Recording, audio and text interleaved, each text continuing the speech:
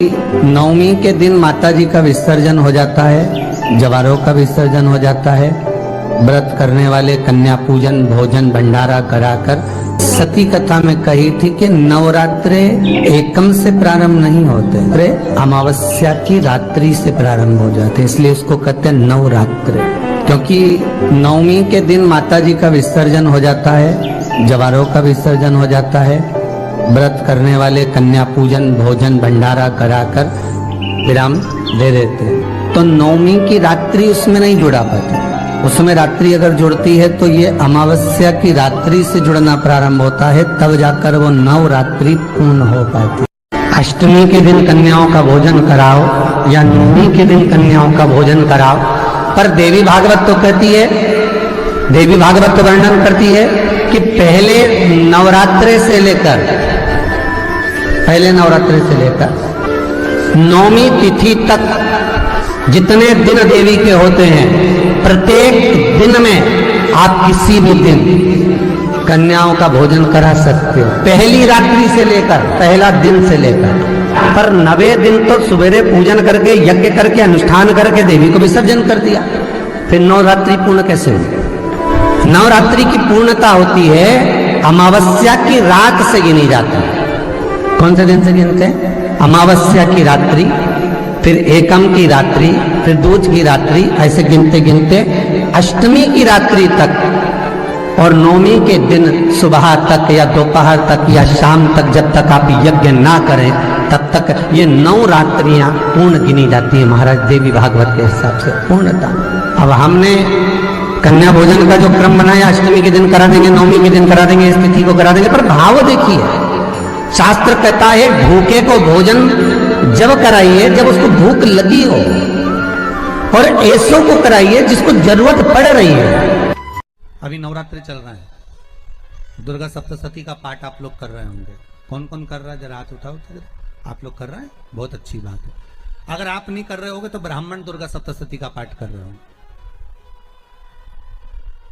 उस दुर्गा सप्तशती के पाठ में एक एक जगह पर एक एक स्थान पर देवी का स्थान बताया है। आप लोग अगर सुने होंगे पढ़े होंगे तो उसमें बताया गया है, हे मैया मेरे इस अंग की रक्षा करो, हे भवानी मेरे इस अंग की रक्षा करो, हे माँ मेरे इस अंग की रक्षा करो, हे भवानी मेरे इस अंग की रक्षा करिए, हे माँ आप मेरे नैनों की रक्षा करिए, हे माँ आप मेरी श्रवण शक्ति की रक्षा करिए, हे माँ आप मेरी जिह्वा की रक्षा करिए, हे माँ आप मेरी जंघा की रक्षा करिए। आया कि नहीं आया? जब दुर्गा सप्तशती में एक एक स्थान का महत्व आया है कि इस जगह पर ये देवी का स्मरण करेंगे तो माँ मेरी कल्याण करेगी, माता मेरा उद्धार करेगी, बस उसी भाव में उसी स्थान को। शंकर के शिवलिंग में भगवान शिव का संपूर्ण विग्रह, संपूर्ण। और जब शंकर का संपूर्ण विग्रह है तो हम बाबा से अनुमोदन क्यों ना करें? अभी दुर्गापुर के पहले फुसरो में कथा थी, फुसरो झारखंड में।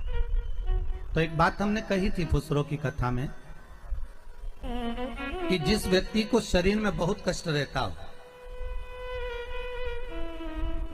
बहुत ज्यादा कष्ट अगर शरीर में रह रहा हो, तो मक्खन, थोड़ा सा गाय के दूध का माखन निकालकर शंकर के शिवलिंग पर जो व्यक्ति बीमार रहता है उस व्यक्ति का स्पर्श कर। अभी तो खैर कोरोना महामारी चल रही है तो मंदिर भी सारे बंद हैं, पर प्रयास करा करो उस मक्खन का लेपन। जब ये कोरोना महामारी समाप्त हो जाए तब माखन का लेपन शंकर के शिवलिंग पर करना प्रारंभ करो, श्री बिजलेश्वर महादेव का नाम लेकर।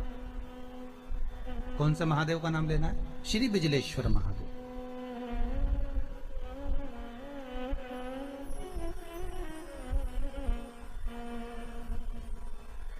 पूरी दुनिया में बिजलेश्वर महादेव एक ही जगह पर विराजमान है, हिमाचल में, मनाली के पास। पूरी दुनिया में शंकर जी का एक ही मंदिर है जहां पर बिजली गिरती है शिव जी के शिवलिंग पर और शिवलिंग के टुकड़े हो जाते हैं।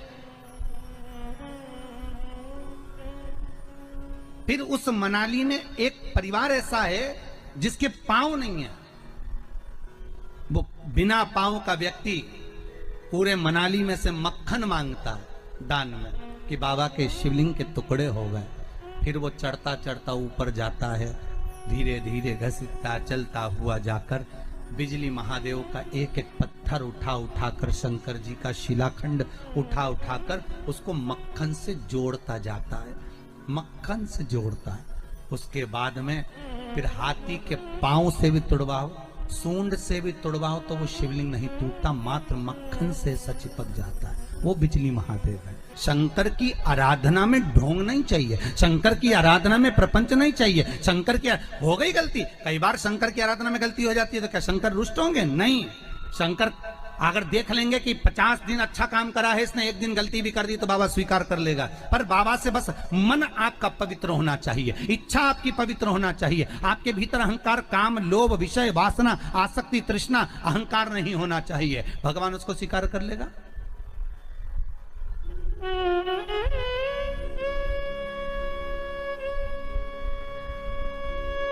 भगवान उसको ले लेगा आराम से। दिखावा ना करिए भगवान के सामने। मेरे शंभू को आप दुनिया के मंदिर में दिखावा करो चल जाएगा, पर शंकर को नहीं चाहिए। शंकर कहते मेरे मंदिर में आओ, एक लोटा पानी चढ़ाओ, बम बम बोलो, अपने घर जाओ, फालतू बैठने की जरूरत नहीं है, फालतू मेरा टाइम बर्बाद करना मत। सारे देवी देवताओं के मंदिर में बैठने की जगह होती, शंकर जी के मंदिर में बैठने की जगह नहीं होती। इतना पानी ढोल के जाते हैं कि साड़ी भी बचा के चलना पड़ती है। बैठने की तो जगह जाने दो वहां पर। शिव मंदिर में कहाँ बैठने की जगह होगी? चलो जाओ यहाँ से, काय को फालतू के बैठे हुए, टाइम बर्बाद कर रहे हो यहाँ पर, जाओ अपने अपने घर में। पार्वती जी कई बार शंकर जी से पूछती हैं, तुम आंख बंद करके बैठे रहते हो, दुनिया के लोग तुम्हारा दर्शन करने आते हैं, कम से कम देख तो लिया करो कौन आया। शंकर भगवान बोले फालतू की बात मत कर, मेरे को सब मालूम है, ये सब मांगने के लिए आते हैं, इसलिए आंख बंद करके बैठा रहता हूँ।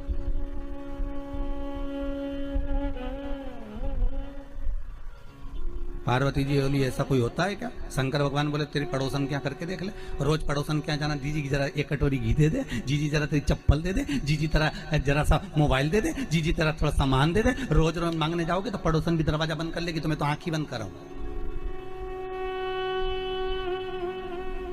तो आंख कब खोलोगे? शंकर भगवान बोले जो मेरे लिए आएगा तो आंख खोल लेता हूं। मैं जानता हूं मेरे भगत को कि ये मेरे लिए आता, मांगता कुछ भी नहीं है, बस आता ही है, दूध चढ़ाएगा, जल चढ़ाएगा, बेलपत्री चढ़ाएगा। और ऐसा बावरा कभी कभी बेलपत्री भी नहीं लाता, तो झाड़ू पोछा लगाकर हाथ धोने के बाद जो पत्ती पत्ती मिल जाती है उसी को धो के चढ़ा के चले जाता है। ये भगत है मेरा, ये भक्त है, इसको दिखावे से मतलब नहीं है। और एक रोज मंदिर जाए ने 25 बार तो साड़ी का पटली जमा, वो पटली जमा के फिर पिन मिन लगा के फिर पल्लू मल्लू लेके और एक बास्केट उतार ले, उसमें लोटा भर पानी मानी सब धर के और इतनी बड़ी बिंदी लगा के ऐसी नोटंकी करके कि इसके बराबर कोई मंदिर नहीं जाए साहब, ये तो बड़ी धर्मात्मा, इसके बराबर कोई धर्मात्मा नहीं। बाप रे, रोज आए, रोज मंदिर और ऐसी पूजन करे साहब, 2 घंटा तक तो माला लेने बैठी रहे। और इतने में कहीं की आवाज कर दे तो चिल्लाती भी है, उधर जाओ, उधर जाओ।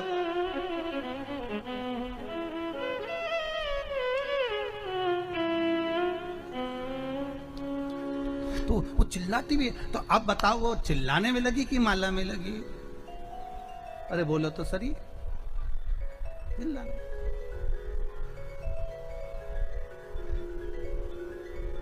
अब ऐसे ही तुम हवन में बैठो, मालूम पड़े तुम सचंडी का हवन कर रहे हो, यज्ञ कर रहे हो।